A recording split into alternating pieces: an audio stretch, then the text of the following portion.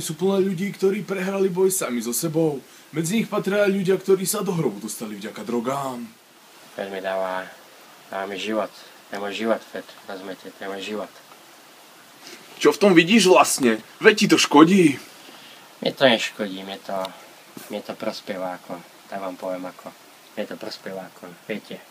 Mne to prospieva ten Fed, hej? Ako ti prospieva? No ako mi prospieva, no tak ako, ja vám poviem ako napríklad, že hej, niekto je narkoman, ja som napríklad feťák, hej. No ja sa priznám, ja som feťák, hej. Tak vám poviem, hej, no čiarko, hej. Že som ten feťák, hej. Ako, hej. A niekto bere hongo čongo a tak, viete ako, tyto, viete. No ale ja to beriem tak ako športovo, viete ako. Vyskytli sa už prípady, keď hlavne mladí ľudia boli dopravení do nemocnice pod vplyvom drog alebo pod vplyvom svetovania. No... Ako často fetuješ? No ako často fetujem, no tak už asi 3 roky, no. 3 roky asi, no. A ako často? Každý deň? Každý deň. Koľko ťa to stojí? 30 korún denne, no. Niekedy si zoberiem aj 2 litre naraz. Tak ako, viete, no. A ešte ťa to neodrovnalo? Nebol si v nemocnici kvôli tomu?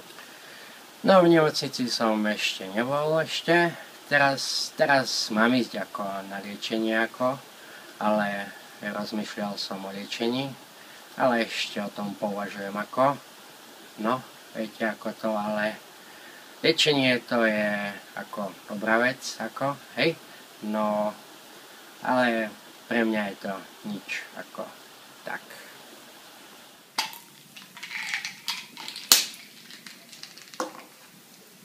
Títo pacienti najčastejšie končívajú na psychiatrickej ambulancii, neskôr aj na psychiatrickom oddelení.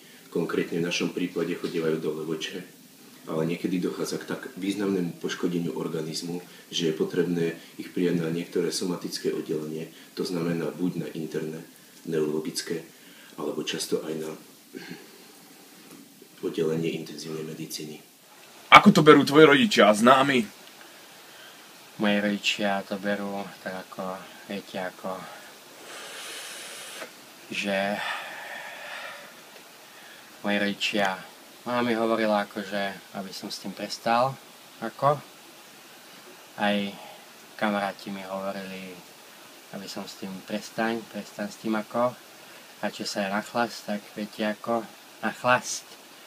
A hovorím tak ako, viete ako, to už je môj život a hovorím, toto nikoho nič.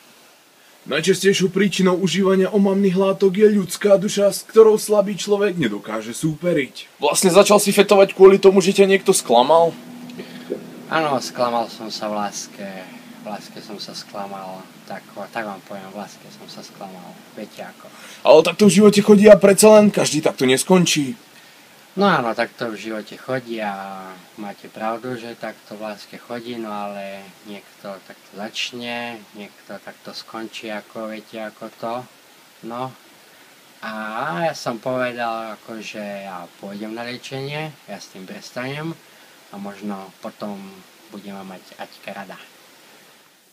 Najčastejšie sú poškodené pečeň, obličky, ale neskôr aj môže byť poškodené srdce a iné orgány.